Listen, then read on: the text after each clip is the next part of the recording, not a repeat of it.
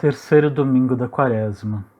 A liturgia deste domingo nos ensina que o corpo morto e ressuscitado de Cristo é o verdadeiro santuário onde o Pai habita e pelo qual irradia o perdão e a misericórdia sobre o mundo. A lei foi dada a Moisés para educar na liberdade aqueles que por graça foram libertos da escravidão. Podemos responder a Deus exaltando as suas palavras de vida eterna e anunciando a sabedoria de Cristo crucificado em nossa fraqueza e simplicidade. Na primeira leitura, Êxodo 20, versículos de 1 a 17, traz a proclamação dos 10 mandamentos, 10 palavras ou 10 princípios pelos quais o povo de Deus deve viver. Eles são a mais alta revelação de Deus. O povo de Deus, agora liberto por graça do Senhor, deve conduzir a vida por essa lei de conduta, dada por iniciativa do próprio Deus. Fica claro aqui a conexão que está inserida na ação libertadora de Deus. Ética e libertação, palavras e obras. A lei deve ser lida como compromisso do qual Deus tomou iniciativa. Quando alguém procura viver a lei, está correspondendo à iniciativa da graça divina. As 10 palavras supõem um movimento comum entre Deus e o seu povo. A libertação só tem sentido se o povo encontra a sua identidade e passa a viver uma vida à altura da graça libertadora recebida. São os 10 mandamentos uma orientação para viver uma vida segundo a aliança e acolher as promessas de Deus. Rejeitar os outros deuses, não usar o nome de Deus para justificar a injustiça, a santificação e o descanso. Os mandamentos apontam uma dimensão horizontal entre Deus e o povo e vertical do povo entre si, para proteger os anciãos, a aliança esponsal e a casa-família. O Salmo 18 é um hino à criação e à sabedoria presentes na lei. Convida ao reconhecimento orante da beleza, da bondade da criação, que são expressões da sabedoria de Deus, que aparece de forma excelente na lei revelada a Moisés. O salmista reza: Senhor, tens palavras de vida eterna. A segunda leitura, 1 Coríntios, capítulo 1, versículos de 22 a 25, através da carta, Paulo procura discernir as raízes da divisão na comunidade, entre judeus e gregos, e procura consolidar as bases da comunidade, convidando a superar os partidarismos. E com simplicidade e autoridade, propõe o testemunho da cruz de Cristo, que somente a partir da fé poderemos compreender esta sabedoria de Deus, que é muito superior à sabedoria dos homens. Através do chamado e da aceitação, se pode compreender que o crucificado é poder e sabedoria.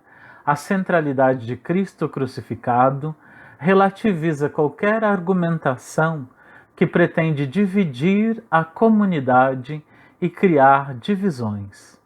No Evangelho, João, capítulo 2, versículos de 13 a 25, temos a narrativa da purificação do templo, que provoca a ruptura entre Jesus e as autoridades judaicas.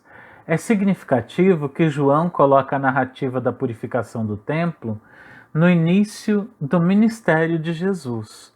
Jesus assume uma atitude incomum e inesperada, rompendo com o padrão esperado e provocando o questionamento dos espectadores.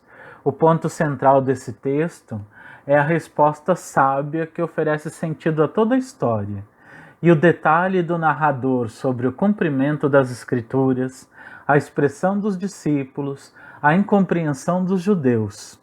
Jesus se depara com a organização rotineira do templo.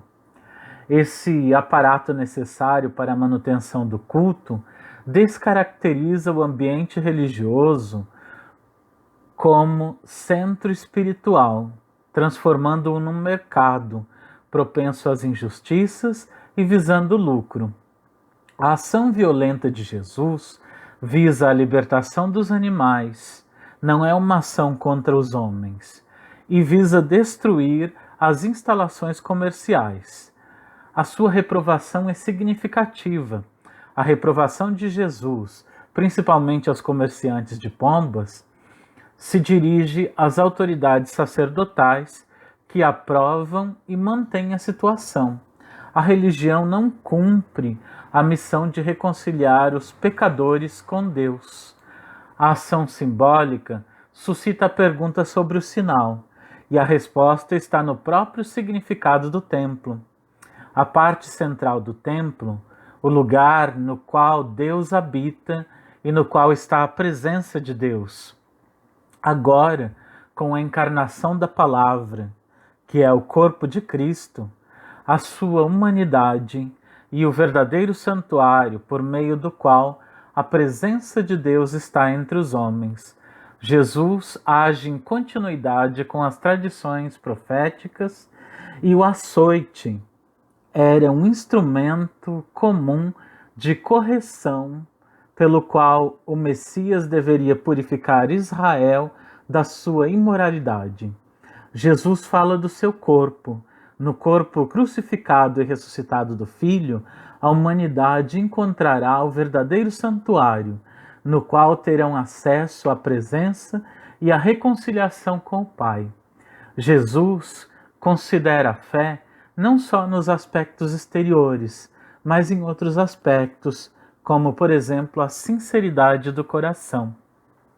Que o Senhor nos ajude a reconhecer a sua presença no meio de nós através da sua palavra, que possamos encontrar e habitar o verdadeiro santuário onde está Deus, possamos estar sempre na sua presença, reconhecer a importância da sua palavra em nossa vida, que este evangelho nos toque e possamos aprofundar a cada dia a nossa intimidade com o Senhor. Que Ele nos dê a sua graça, que Ele nos dê a sua força, que Ele nos anime para superarmos todas as dificuldades e tudo aquilo que nos separa dEle. Que Deus nos abençoe. Desça sobre cada um de vós a bênção de Deus Todo-Poderoso, Pai, Filho, Espírito Santo, e permaneça para sempre. A todos uma boa semana.